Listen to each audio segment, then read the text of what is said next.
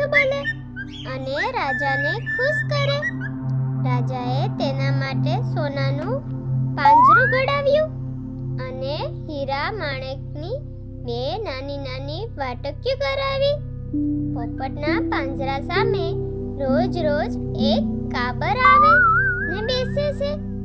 તે પોપટના પાંજરા પર અદેખાઈ કરે છે. મનમાં ને મનમાં બોલે, મારે આવું પાંજરું હોય તો કેવું સારું. એકવાર પોપટનું પાંજરું ઉઘાડું રહી ગયું અને પોપટ ઉડી ગયો. કાબર કહે, લાવને, હું અંદર બેસી જાઉં. કાબર તો પાંજરામાં બેસી ગઈ.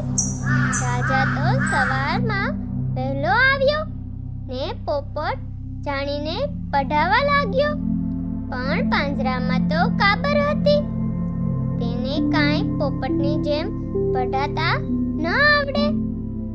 રાજા કહે, પોપટ કેમ પડતો નથી?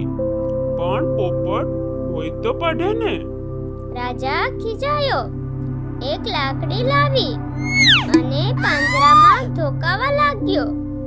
છેવટે કાબર થોડી બોલી, ધોકા ધોકી ના કર રાજા, અમે મરીએ.